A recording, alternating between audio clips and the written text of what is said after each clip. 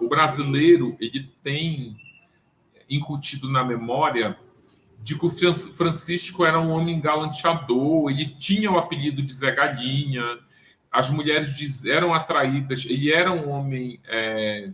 as mulheres contam que ele tinha uma energia sexual muito forte, apesar dele não ter... ele não era, nunca foi um homem belo, mas ele tinha ali uma energia sexual muito forte, ele tinha um poder de sedução muito forte, ele seduzia muito, ele usava muito a patinação, porque às vezes as pessoas usam algum talento para seduzir as pessoas. Ele tinha um corpo muito bonito, porque ele era patinador profissional e ele praticava muita musculação, e o atleta de patinação ele tem as pernas muito grossas, ele tem o glúteo muito avantajado, e ele usava umas roupas coladas, sem fazer qualquer juízo de valor, mas as mulheres se sentiam atraídas por esse elemento estético. E aí ele tinha essa cara, né, meio... não sei nem como classificar, mas, enfim... as mulheres se sentiam atraídas por ele. E aí, à medida que eu fui pesquisando, que eu fui conversando com os amigos de infância e de adolescência dele, e principalmente os militares que estavam no exército na mesma época que ele estava, começaram... aqui ele está no exército, né? Ele é esse... eu não sei se, para quem está vendo na tela, é o da esquerda ou da direita, mas é o que está segurando a faca. Do lado da mulher de calça marrom. Isso. É ele. Alto, aí, né? Ele já tinha... o pessoal do exército já falava que ele tinha... que ele achava, nas palavras dele, que ele era um homem efeminado. Ele tinha os trejeitos femininos no exército e na patinação. E aí... e eu comecei também a ouvir relatos de homens que namoraram com ele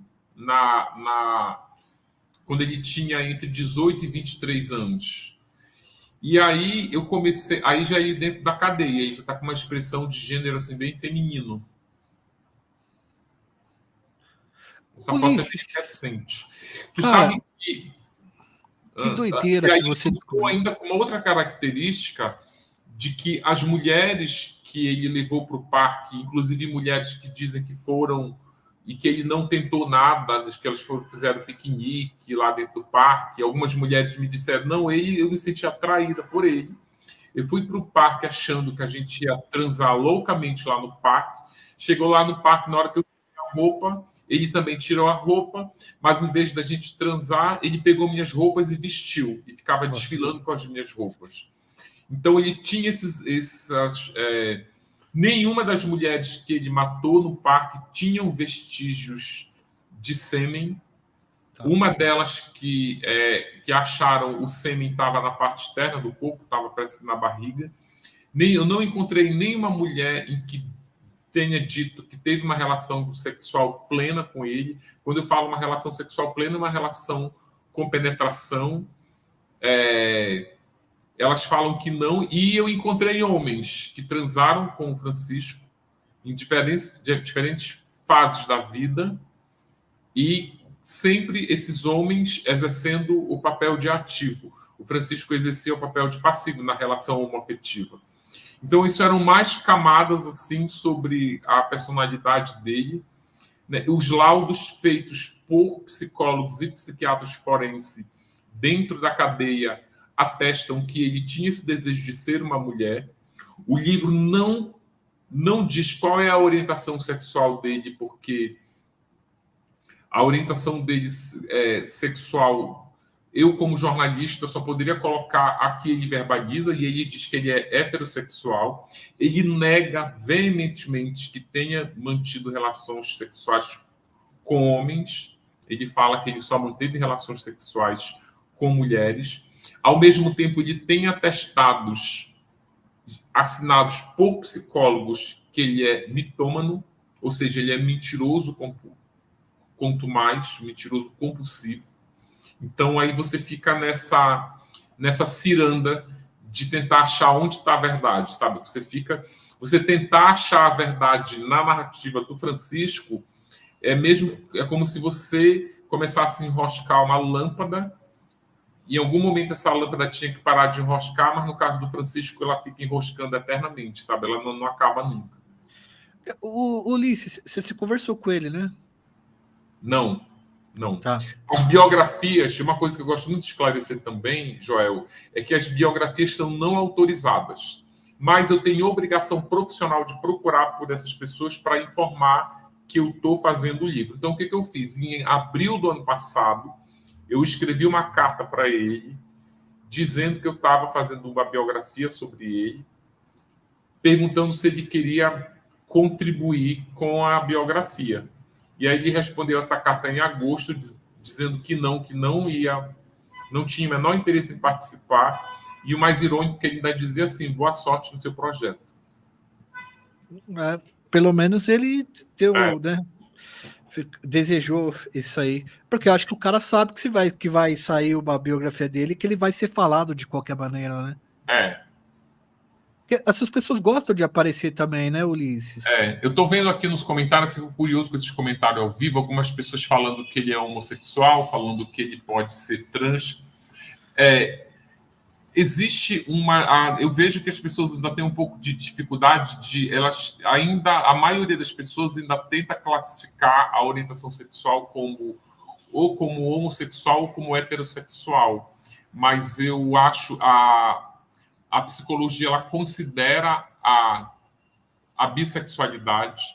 O Francisco tem relatos de namoro com mulheres na infância e namoro com mulheres dentro da penitenciária, na vida adulta. Quer dizer, na infância não, na adolescência, corrigindo.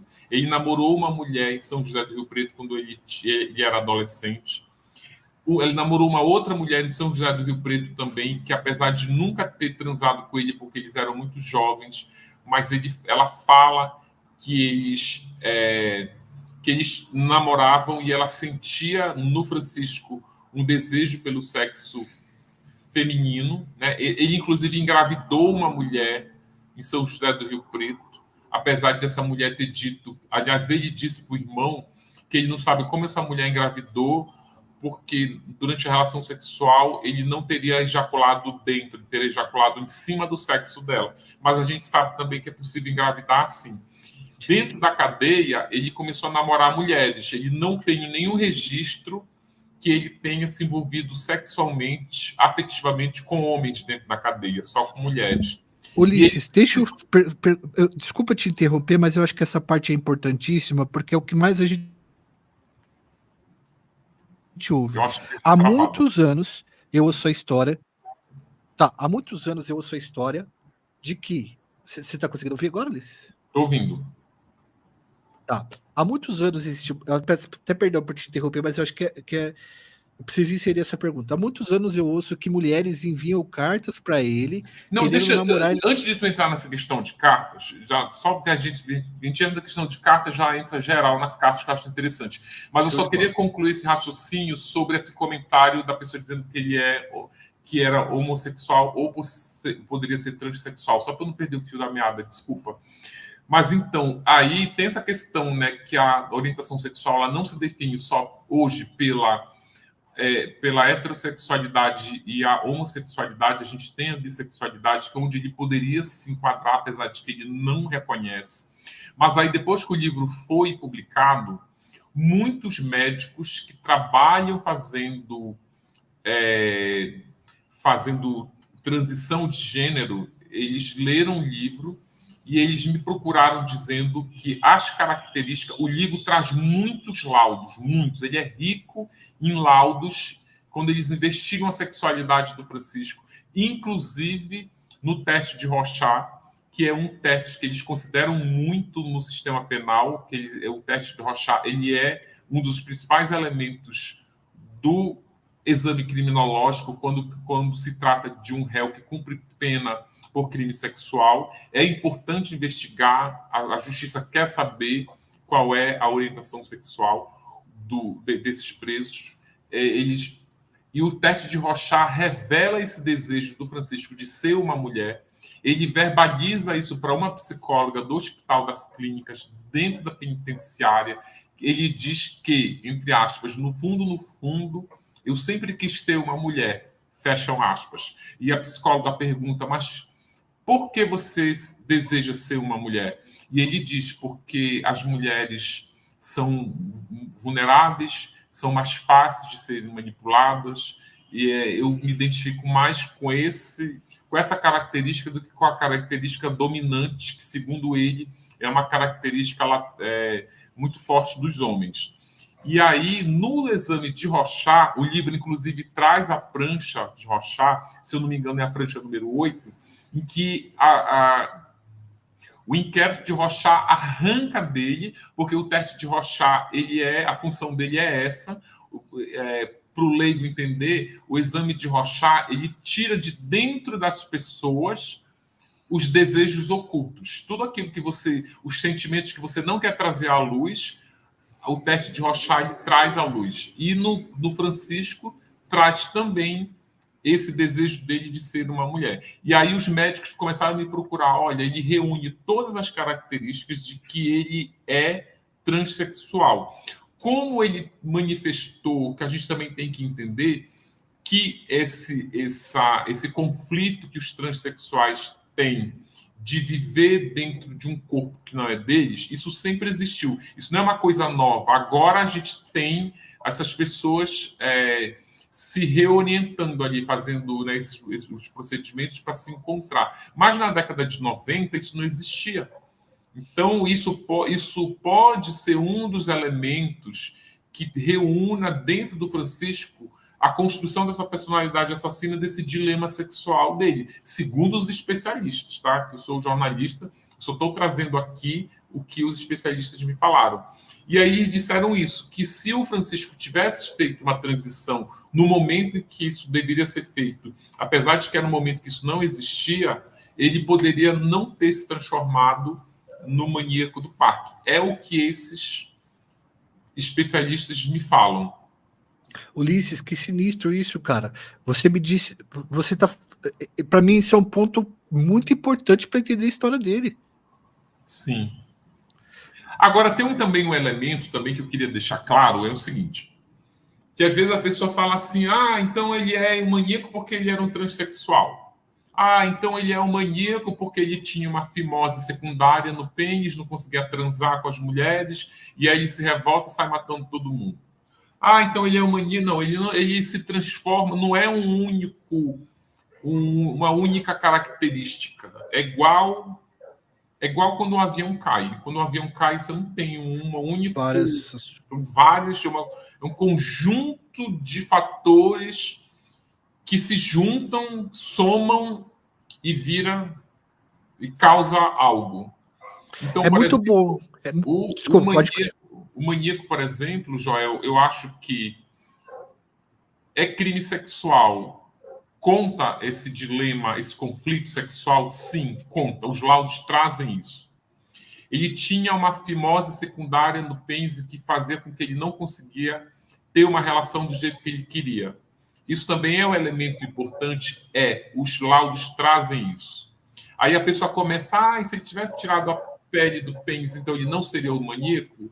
Possivelmente seria, porque tem outros elementos também.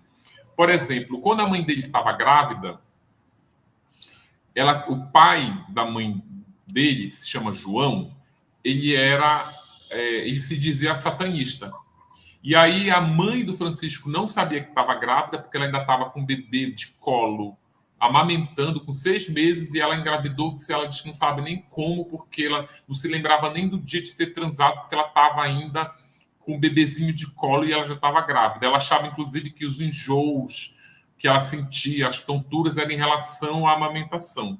E aí uma vizinha diz, não, eu acho que tu está grávida. Ela não tem a menor condição de eu estar grávida. E aí chega o avô satanista para ela e diz, olha, tu está grávida e tu está gerando o bebê do demônio. E aí ela fica assustada com isso.